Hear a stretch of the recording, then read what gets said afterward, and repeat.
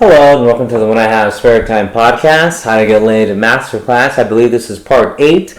If you have been listening and following the How to Get Laid series, you've probably already been laid, and you've also had lots of laughs because I've been roasting people along the way. But today it's just going to be a simple lesson. I'm just going to talk about some red flags, okay? So, love. Love is a chemical imbalance in the brain, okay? And we can talk about the detailed science of it, but it's just this, okay? Let's see. Before, like back when we were cavemen and before we were like bipedal, when we'd have sex, it would be like doggy style usually, so there was no eye contact. As we, evolution and we became bipedal, humans started having sex like face to face, and so the eye contact is one of the things that caused an emotional bond because it, the eyes are connected to the brain. I'm not going to get into that.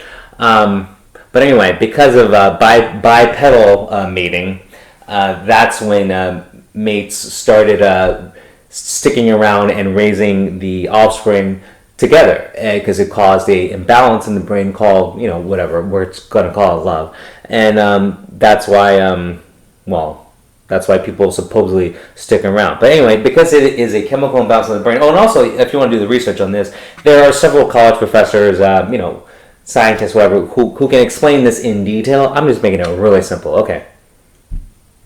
But it's a chemical imbalance in the brain. This is why this is why women stay with guys that beat them. This is why guys stay with girls that cheat on them. It's, you make excuses to prop up the person that you love. There's this person can do no wrong. You make excuses for them. Okay, so there's plenty of examples of why that's bad, right? Okay, so imagine dating your girl who loves her 6 pets. That's how much more chemical imbalance is that? You know what I'm saying? So it's you want to avoid a girl with lots of pets. My cutoff is 2.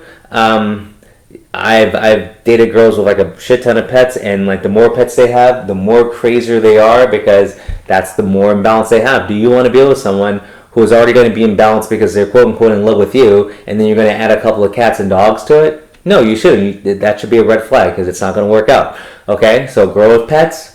If I was you, I would just red flag avoid them. Now, because society, lots of people have pets for emotional support, which is bullshit.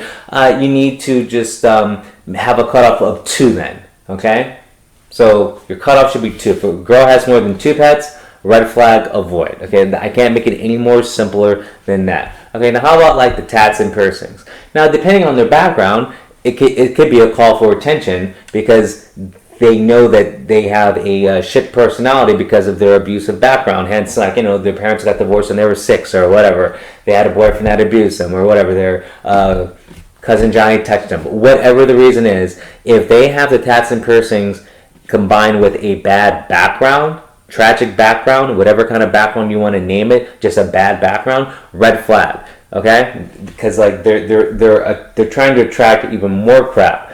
Because what is the pattern? People usually keep dating abusive people.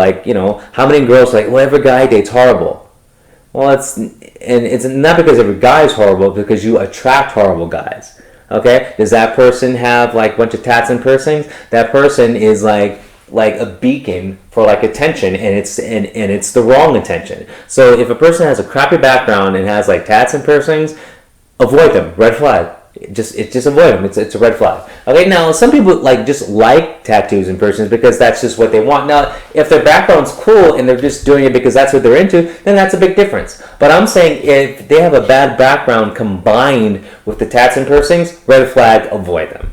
Just avoid them, because they are trying extra hard to find that person. Because what happens when we have tats and piercings? People are a lot more likely to talk to you because they know it's a perfect excuse to talk to that person. That's why I say, if a girl has bad hair, tats or piercings, just walk up and start talking about it. Because it's they're used to people coming up to them and talking to them about it. And what happens? Shitty guys know that, and shitty guys go for girls like that because they know it's an easy excuse to talk to them. And then when you talk to someone, you can find out really quickly if they have a crappy background. And if they do, and you're a bad person, you can take advantage of that and date that person, and then that person's gonna have another story being in another abusive relationship. So if a girl has tats and piercings, red flag, just avoid them. Okay, it's that simple. If you're listening to this and using the lessons, you're not good with women in the first place. So you have to use stereotypes. So just red flag, avoid them. Let's keep things simple. Avoid them. Okay. If a girl, it's if you keep things simple, and like I said, the past lessons, I just use stereotypes because a person like you who's bad with women just has to not think as much. You have to keep things as simple as possible. Okay. I don't know what else to tell you. Lesson over.